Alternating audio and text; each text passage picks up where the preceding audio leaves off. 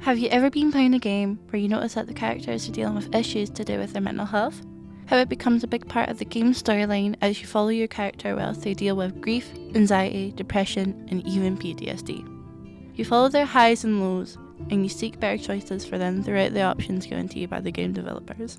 For many, mental health is a sensitive topic, but seeing your favourite character in your favourite game, processing it and getting help can make it easier. As the years go on, the art of gaming is positively reflecting it and helping people seek help. A few games I have identified personally with that represent mental health are The Life is Strange Before the Storm, The Last of Us, and Detroit Become Human, which we'll be talking about today, and another one. Starting with one of the most memorable and emotional games I have ever played, The Last of Us series. With in-depth characters and captivating storyline, how could this game not make this post? Naughty Dog took their time in making the characters of their game have emotional relationships and hardships within their storylines, whilst also presenting mental health topics such as grief and PTSD, and how they can find new beginnings in the darkest of places. Two of the main characters, Joel and Ellie, have an emotional story, and their backstories make you feel for them profoundly, as you watch them struggle to accept the companionship of loss they have both experienced in this new world. Within the first game, we meet Joel, who is struggling with stress from raising his daughter Sarah and the potential bankruptcy of his construction company. This then goes on to Joel being attacked by his neighbour who was infected by the cordyceps virus.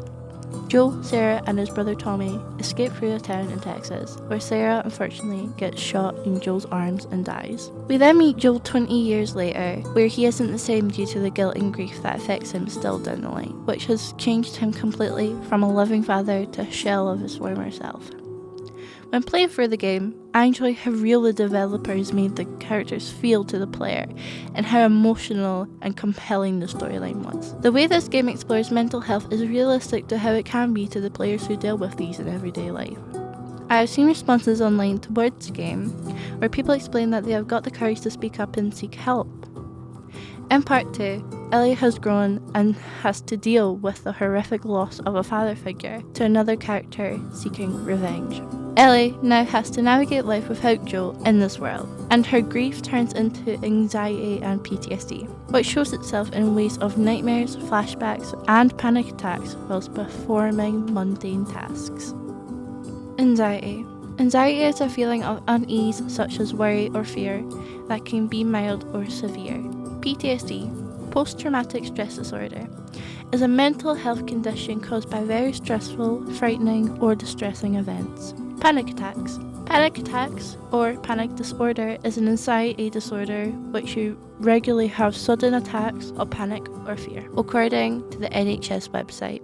The Last of Us is a game I've always identified with, and with the second game was released, my favourite character had a panic attack, which is something I suffer with, which made me feel seen and comforted. The developers designed the way that Ellie has it extremely close to how I experienced it myself in everyday life. Life is Strange is known for challenging taboos within the conversation of mental illness and health, and its effects and how the characters deal with them on their own and with other characters. We meet Chloe Price, a teenager who is depressed from grief and loneliness from the passing of her father and her best friend suddenly moving away. Before the Storm shifts away from the other big games within the franchise, as there is no power involved and focuses on the plot, dealing with the circumstances as it is rather than what it could be. As the other games are more about being able to solve or rewind time, to have a second chance with Max's time travel or Alex's empathetic power. According to the BBC website, Zach Garris, the lead writer of the game's developer, told the BBC, "Mental health is not what we talk a lot about in most cultures. There is a taboo around depression. We want to challenge that taboo and say it's okay to not be okay." He also goes on to mention the Life is Strange franchise encourages thought and reflection that small decisions lead to detrimental consequences. That also to remember anything can change within the blink of an eye, which is essential for people with depression and anxiety to remember. Depression. Depression, also known as major depression, major depressive disorder, or clinical depression, is a common but serious mood disorder. It causes severe symptoms that affect how a person feels, thinks, and handles daily activities, such as sleeping, eating, or working, according to the National Library of Medicine website.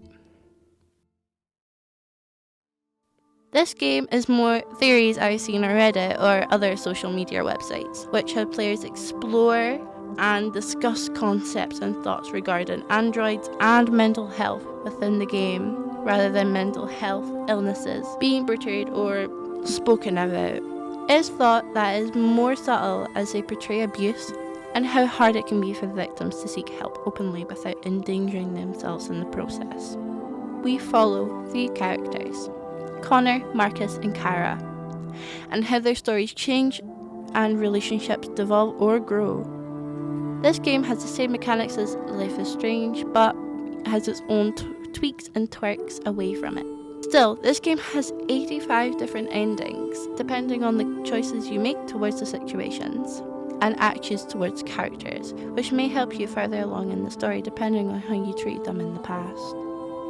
There have been theories and speculations about the androids having mental health or illnesses, such as PTSD and OCD, while taking a look at abuse as well. Within the game, we meet 3 primary victims who have suffered from symptoms that resonate with these illnesses that have stemmed from being abused by their owners. Therefore, players have taken to social media to discuss theories around this. Looking at one of the 3 characters, HK400, who you meet while playing Connor during an interrogation. HK400 was brought in by police as he killed his owner, Carlos Ortiz, and proclaimed it as self-defense due to him being abused by Ortiz. According to the National Coalition Against Domestic Violence website, many abuse victims stay with their abusers due to the fear that their abusers may kill them. Furthermore, there is fear from the victims not having a social support system without, which also causes the victim to feel isolated and alone. For HK400, this is how his humanity was activated, and how he developed human-like responses such as PTSD, similar to abuse victims, which is also showcased within the Kara and Alice storyline, where we are made to believe that Alice is human to begin with, but was later shown that she was an android. Her father, Todd, is shown to come at her with a belt in his hand, and Kara witnesses this, and her motherly instincts are activated towards Alice, as is her humanity. This game teaches the player about the effects of these illnesses and how they could develop for a person, or in this case, the android. We also have to be careful on the decisions we make and the treatment given to the characters, as they could help us later on in the game, and how anything can change the course of the story. It all depends on what you choose. Abuse. Abuse is when someone causes us harm or distress. It can take many different forms, ranging from disrespect to causing someone physical or mental pain. It can occur in someone's home, a care home, a hospital, or even a public place. Often, the people who commit abuse are taking advantage of a special relationship, according to the Somerset Safeguarding Adults Board website. OCD. OCD is a long-lasting disorder in which a person experiences uncontrollable or reoccurring thoughts, obsessions, engages in repetitive behaviours or compulsions, or even both, according to the National Library of Medicine.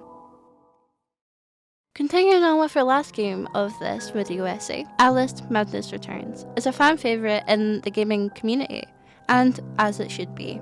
This game explores our main character Alice and her experiences dealing with schizophrenia, PTSD, and survivor's guilt. In Alice's early years, we learn that she is in a tragic house fire which caused her mother, father, and older sister to sadly pass away, leaving Alice an orphan.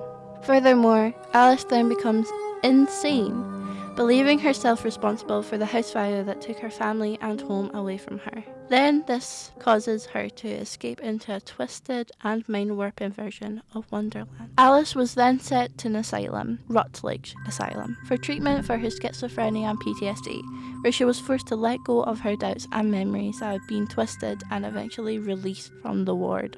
In Alice Madness Returns, Alice is now a resident of an orphanage in Victorian London. Alice is under the care of a psychiatrist called Dr. Angus Bumley. He uses hypnotism on his child patients, which helps them forget their memories and, in a way, helps them move on and treat the ailments that plague them. Alice believes that she is cured of her madness, although she is still having hallucinations of her twisted wonderland. The visuals are stunning and the gameplay will captivate you and pull you in. I have not played this title unlike the others, and unfortunately I cannot share my experience and the effects of this game, but I can share some reviews that have left me wondering if this game should save a space in my library for the future. The graphics pull players into a world where mental health and illnesses are explored through impressive graphics and imaginative gameplay. This game focuses a lot on Alice and how she struggles with the illnesses mentioned. The only reviews I have found either talk about how the gameplay was blocky or repetitive, or how they found this game when they were young and it either drew them in or scared them away. Schizophrenia. Schizophrenia is a long-term mental health condition. It can cause a range of different psychological symptoms. Doctors often describe schizophrenia as a type of psychosis. This means that the person may not always be able to distinguish their thoughts and ideas from reality, according to the NHS website. With these games, either personally leaving an emotional imprint on me, or how I have scavenged reviews and video essays about them, I can definitely say I hope to have more games like this in the future, where they explore more of these mental health struggles and the effects of them, either to the player, character, or even the story which they exist in. I will do my best to keep a lookout for future games that show that mental health illnesses are nothing to be ashamed of, and that while seeking help can be scary, it can be the best thing that you ever do.